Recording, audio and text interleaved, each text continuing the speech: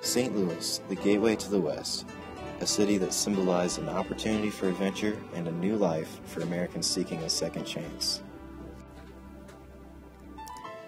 However, St. Louis can be seen today as a failing beacon of hope and prosperity, as more and more people lose their homes and are forced to live on the streets. Well, homelessness does affect a lot of people.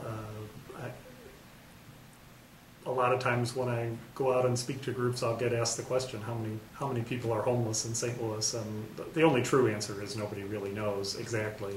The estimates range from 15 to 20,000 people in a year are homeless on the streets of St. Louis. That translates to 12 to 1,500 probably per day. So it does affect a lot of people. So the numbers go up every year. I think some of the trends that are the most startling, the group that is growing the fastest is homeless children. Homelessness in St. Louis first became a problem in the 1930s. The biggest shanty towns in the United States during the Depression were here in St. Louis. There were more than 5,000 people living up and down the riverfront during the 30s. There were several major settlements that had names. They actually had, elected officials. I mean, it was almost an honorific. But there was Hoover Heights, Hooverville, Happytown, Maryville, Main Street. These places had mail service. School buses picked up their kids, and some of these communities persisted until the 1960s. At that point, you had families that had been basically squatting on public land for 3 generations. Since the 1970s, homelessness has become a problem again in St. Louis. Right now, the city estimates that there's between 500 and 600 people living up and down the riverfront. I actually think they're conservative in that number, but that's also just along the riverfront. For years and years, there was a small group of people living in a tunnel underneath Tucker Boulevard downtown, on the north side of downtown. It's an old railway tunnel that wasn't used anymore. And for probably decades, there were people living in that tunnel just to stay out of the weather. The city announced earlier this year or late in 2009 that they were, because the streets around that area were starting to fail, the supports underneath were rusting and whatever, that they were going to have to fill that tunnel in. Created an issue where these folks had to find somewhere to go. And that's where they moved, is just west of the flood wall downtown on North Riverfront, north of Laclede's Landing. There's a group that calls one of the areas there Hopeville. There are a couple of encampments just a few yards away from each other. One is called Hopeville, the other I think they call it Dignity Village. And now I would guess, and other people have estimated, in the ballpark of 70 to 80 people are living in tents down there. I feel like homelessness in St. Louis is really easy to get into for a lot of people, and it's really hard to get out of.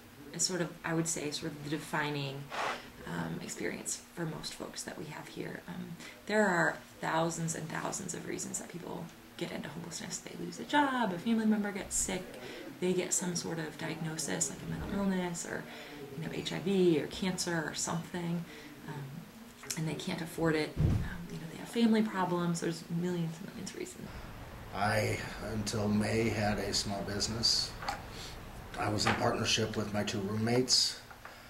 Through jealousy, pettiness, one roommate who is a recovering alcoholic, they basically threw me out, gave me less than a month to find a place, and pushed me out of the business.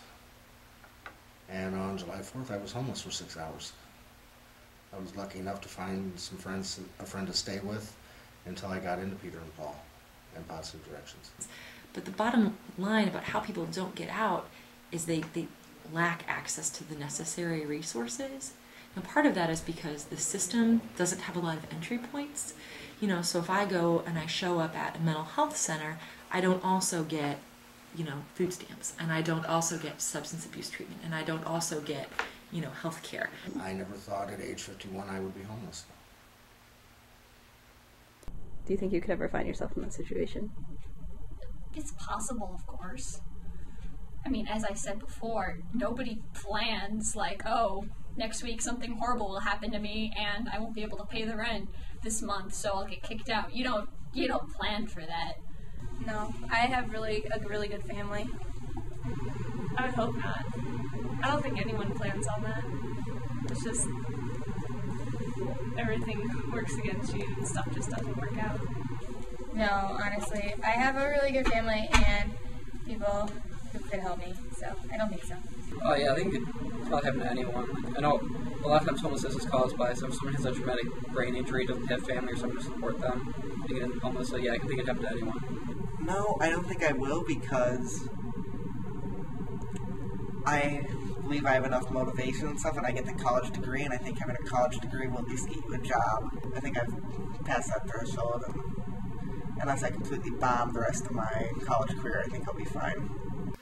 No matter where you come from, no matter what your education is, it can happen to you at a moment's notice. I have college education. I had a business. You never know what that next step's gonna be for you. It could be out the door and you could be homeless. I never thought at 51 I would end up homeless and be in a transitional housing. I mean, my family was homeless for a little while. After my parents got divorced, my dad decided that he wanted the house and kicked us out onto the street. We really didn't have anywhere to go, so we had to go live with family for a little bit. I'm sure there are people that just can't afford to pay the rent, people who can't find a place to live, can't find a friend to live with, and then I'm sure there are some people who just, it's their own fault. They're addicted to drugs or they're addicted to alcohol, and they can't afford to pay for their own home. It ruins their life. But sometimes it's not your fault when you end up in that situation. And I think that's important to remember. When you're looking at that person on the side of the street, don't think, oh, they're just dumb and smelly. They put themselves there. You have to think of circumstance as well. But statistically, I don't know the main cause of homelessness. Standing in line, marking time, waiting for the welfare dime. They can't buy a job. Man, it sticks to hurries by as it catches the poor old lady's eyes. Just for fun, he says, get a job. That's just the way it is. Some things will never change.